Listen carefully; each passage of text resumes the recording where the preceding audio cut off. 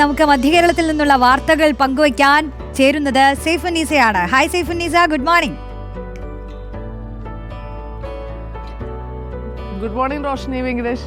പതിവ് പോലെ ഉഷാറായി നിൽക്കുന്ന സൈഫുന്നീസ. മിക്ക ദിവസവും സൈഫുന്നീസയെ കണ്ടോണ്ടാട്ടോ നമ്മളൊരു പ്രഭാതം തുടങ്ങുന്നത്. ശരിയാണ്. അപ്പൊ നമുക്ക് വാർത്തകളിലേക്ക് കിടക്കാം.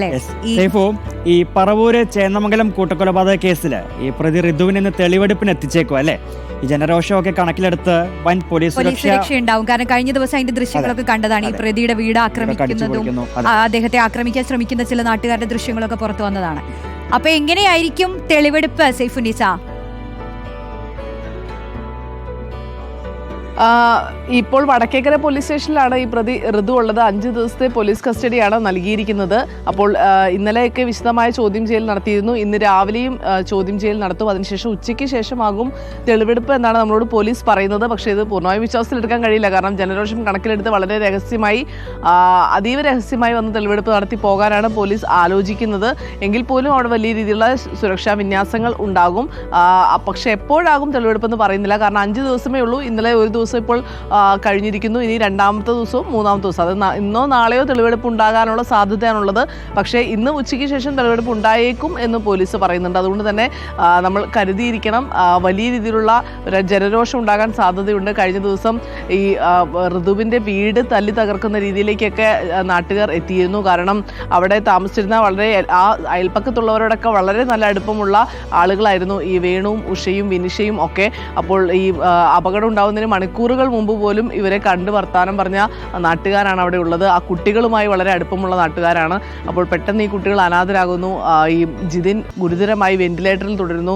ഇതൊക്കെ ആളുകളുടെ ജനരോഷം കൂട്ടാൻ ഇടയാക്കിയിട്ടുണ്ട്. ഇപ്പോൾ പ്രതി ഋതുവിനെ ആ പ്രദേശത്തേക്ക് കൊണ്ടുവന്നു കഴിഞ്ഞാൽ എന്തായാലും ഏത് ഭാഗത്തുനിന്നും ഒരു ആക്രമണം ഉണ്ടാവും. കാരണം ഈ റോഡിൽ നിന്ന്, വാഹനങ്ങൾ പോകുന്ന റോഡിൽ നിന്ന് ഒരു 200 മീറ്റർ അകത്തേക്കാണ് ഈ വീടുള്ളത്. പല വീടുകളുടെയും മുൻപിലൂടെ വേണം കടന്നു പോകാൻ. ഏത് ഭാഗത്തുനിന്നും ചിലപ്പോൾ ആക്രമണം ഉണ്ടാകാനുള്ള സാധ്യതയുണ്ട് ജനങ്ങളുടെ ഭാഗത്തുനിന്ന്. അതുകൊണ്ട് ആ രീതിയിൽ പോലീസിന് മുൻകരുതലോടെ മാത്രമേ ആകും ആ ഭാഗത്തേക്ക് തെളിവെടുപ്പിനായി ഈ ഋതുവിനെ കൊണ്ടുപോവുക. മറ്റൊരു വിഷയത്തിലേക്ക് വരികയാണെങ്കിൽ, ഇപ്പോൾ നമ്മൾ നിയമസഭയിൽ ഈ പ്രതിപക്ഷം ശക്തമായി ഉന്നയിക്കാൻ സാധ്യതയുള്ള വിഷയത്തെക്കുറിച്ച് TV പ്രസാദുമായി തന്നെ അത് പങ്കിട്ടിരുന്നു. ആ വാർത്ത ഈ കൂത്താട്ടുകുളം നഗരസഭാ സംഘർഷം തന്നെ. അതിൽ കൗൺസിലർ കലാരാജു രഹസ്യമൊഴി കൊടുക്കുന്നുണ്ട് അല്ലേ സൈഫുന്നീസ? ഈ Kolenchery judicial first class magistrate കോടതി കലാരാജുവിന് സമൻസ് നൽകിയിട്ടുണ്ട്, അങ്ങനെയല്ലേ? കലാരാജുവിൻ്റെ രഹസ്യമൊഴി ഇന്ന് രേഖപ്പെടുത്തും. കാരണം ചിലപ്പോൾ ഇന്നലെ രേഖപ്പെടുത്തുമെന്നായിരുന്നു പറഞ്ഞിരുന്നത്. പക്ഷേ കോടതി സമൻസ് നൽകിയിരുന്നില്ല. ഇന്നലെയാണ് കോടതി, Kolenchery first class judicial magistrate കോടതി സമൻസ് നൽകിയത്.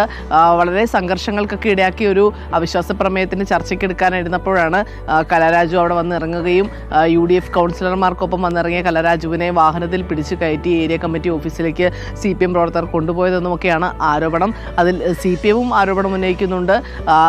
സാധാരണ നിലയിൽ കൗൺസിലർമാർ ഒത്തുചേരാം എന്നുള്ള തീരുമാനപ്രകാരം എടുത്ത തീരുമാനമാണ് എന്നുള്ളത്. എന്തായാലും കഴിഞ്ഞ ദിവസങ്ങളുണ്ടായ സംഘർഷത്തിലും ഒപ്പം തന്നെ കലാരാജുവിൻ്റെ മക്കളുടെ പരാതിയിലും ഇപ്പോൾ 4 പേരെ കൂത്താട്ടുകുളം പോലീസ് അറസ്റ്റ് ചെയ്തിട്ടുണ്ട്. അതിലൊന്ന് ലോക്കൽ കമ്മിറ്റി സെക്രട്ടറിയാണ്, ബ്രാഞ്ച് സെക്രട്ടറിയാണ്. ബ്രാഞ്ച് സെക്രട്ടറിയും ഒപ്പം തന്നെ ഈ പാർട്ടി പ്രവർത്തകരും അടക്കം 4 പേരെയാണ് അറസ്റ്റ് ചെയ്തിരിക്കുന്നത്. അതുകൂടാതെ ഈ കേസിൽ CPMൻ്റെ ഏരിയ കമ്മിറ്റി സെക്രട്ടറിയാണ് 1ാം പ്രതിയായിട്ടുള്ളത്. അതുകൊണ്ട് തന്നെ അടുത്ത ദിവസങ്ങളിൽ അവർക്കെതിരെയൊക്കെ നടപടി ഉണ്ടാകാൻ സാധ്യതയുണ്ട്. എന്തായാലും ഇപ്പോൾ 4 പേർ ഈ കേസിൽ അറസ്റ്റിലായിരിക്കുകയാണ്. ഇന്ന് രഹസ്യമൊഴി രേഖപ്പെടുത്തുന്നതോടുകൂടി കൂടുതൽ പോലീസ് നടപടി ശക്തമാകാനും സാധ്യതയുണ്ട്. ശരി, സൈഫുന്നീസ അലിയാറാണ് വിവരങ്ങൾ നൽകിയത്. വെങ്കി, CPIM ബ്രാഞ്ച് സെക്രട്ടറി അടക്കം 4 പേരാണ് അറസ്റ്റിലായിട്ടുള്ളത്. എന്തൊക്കെയാണല്ലോ കൂത്താട്ടുകുളത്ത് നടന്നത് ഒരു ദിവസം.